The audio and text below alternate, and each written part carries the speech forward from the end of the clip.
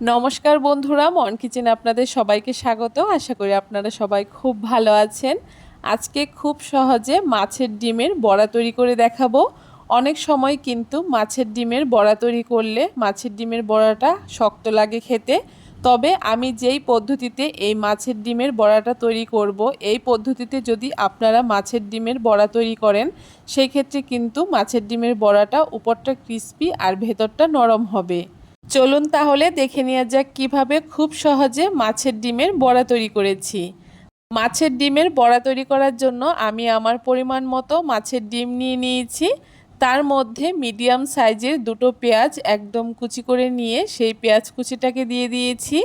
3-4 কোয়া রসুন কুচি করে দিয়ে দিয়েছি। হাফ ইঞ্চি মতো আদার টুকরো কুচি করে দিয়ে দিয়েছি। 3 থেকে 4টে কাঁচা লঙ্কা কুচি করে দিয়ে দিয়েছি। ঝালটা অবশ্যই আপনারা পছন্দ অনুযায়ী ব্যবহার করবেন। তার সাথে সামান্য কিছু ধনেপাতাও কুচি করে কেটে দিয়ে দিয়েছি। আর এখানে মশলার মধ্যে নুন, হলুদ, লঙ্কার গুঁড়ো আর গরম মশলার গুঁড়ো দিয়েছি। এখন সমস্ত কিছু হাত দিয়ে খুব ভালো করে মাখিয়ে নেব। এইখানে কিন্তু আর কোনো মশলার প্রয়োজন হয় না। এই কটা মশলা দিয়েই কিন্তু খুব সুস্বাদু এই মাছের ডিমের বড়া তৈরি হয়ে যায়। একটু হাত দিয়ে চটকে চটকে মাছের ডিমটাকে একদম নরম করে নিতে হবে। আর এইভাবে মাখাতে মাখাতে দেখবেন মাছের ডিমটা কিন্তু একদম নরম হয়ে যাবে। এখন বাইন্ডিংয়ের জন্য এখানে আমি আটা ব্যবহার করছি। আপনারা কিন্তু অনেকেই এইখানে চালের গুঁড়ো কিংবা ময়দা ব্যবহার করেন। চালের গুঁড়ো আর ময়দা মেশানোর কারণেই কিন্তু আপনাদের মাছের ডিমের বড়াটা একদম শক্ত হয়ে যায়, খেতে ভালো লাগে না। এইভাবে করে একবার আটা দিয়ে মাছের ডিমের বড়া তৈরি করে দেখবেন, ভীষণ ভালো হয়। এখানে আমি 3 চামচ আটা দিয়ে দিয়েছি। এখন খুব ভালো করে সব কিছু একসাথে মিশিয়ে নেব।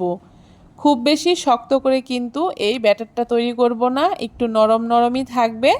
আবার খুব বেশি পরিমাণে আটা ব্যবহার করলেও কিন্তু মাছের ডিমের বড়াটা খেতে ভালো লাগবে না। সমস্ত কিছু একসাথে খুব ভালো করে মিশিয়ে নিয়েছি। আর এই বড়ার ব্যাটারটা কিন্তু ঠিক এইরকম হবে, এর থেকে বেশি শক্ত করা যাবে না। মাছের ডিমের বড়া তৈরি করার জন্য ব্যাটারটা আমার তৈরি হয়ে গেছে। এখন বড়াগুলো তৈরি করার জন্য উনানে একটা কড়াই বসিয়ে দিয়ে পরিমাণ মতো তেল দিয়ে দিয়েছি। তেলটাকে খুব ভালো করে গরম করে নিয়ে উনানের আঁচটাকে মিডিয়ামে দিয়ে এখন এক এক করে বড়াগুলোকে আমি ছেড়ে দিচ্ছি। আপনারা আপনাদের পছন্দ মতো যে কোনো সাইজের করে এই বড়াগুলোকে ভেজে নিতে পারেন। আমি একটু মিডিয়াম সাইজ করেই এই বড়াগুলোকে ভেজে নিচ্ছি। বড়াগুলোকে এক এক করে সবগুলো দিয়ে দেওয়ার পরে কিছুক্ষণ ভেজে নিয়ে এক এক করে বড়াগুলোকে আবার উল্টে দিতে হবে। এক এক করে আমি বড়াগুলোকে দিয়ে দিয়েছি। এখন উনানের আঁচটাকে একটু মিডিয়ামে করে দিয়ে একটা পাশ যখন হালকা একটু ভাজা হয়ে যাবে তখন এক এক করে বড়াগুলোকে আমি উল্টে দিচ্ছি। এইভাবে করে বড়াগুলোকে উল্টে দিয়েও আবারও মিডিয়াম আছে বেশ কিছুক্ষণ আমি ভেজে নেব বড়াগুলোকে, যতক্ষণ না অপর পাশটা একটু লালচে কালার হয়ে যাচ্ছে। এইভাবে করে উনানের আঁচটাকে যদি মিডিয়ামে করে বড়াগুলোকে ভাজা হয় সেক্ষেত্রে কিন্তু বড়াগুলো উপরটা ক্রিস্পি আর ভেতরটা হবে নরম। দেখুন একটা পাশ আমি খুব ভালো করে ভেজে নিয়েছি আর বড়াগুলো কিন্তু বেশ সুন্দর একটা কালার চলে এসছে। এইভাবে করে উল্টে পাল্টে বড়াগুলোকে দুটো পাশই লাল লাল করে আমি ভেজে নিয়েছি। এখন খুব ভালো করে তেল ঝরিয়ে এক এক করে বড়াগুলোকে তুলে নেব। আর এক এক করে বাকি মাছের ডিমের বড়াগুলোকেও আমি ভেজে নেব।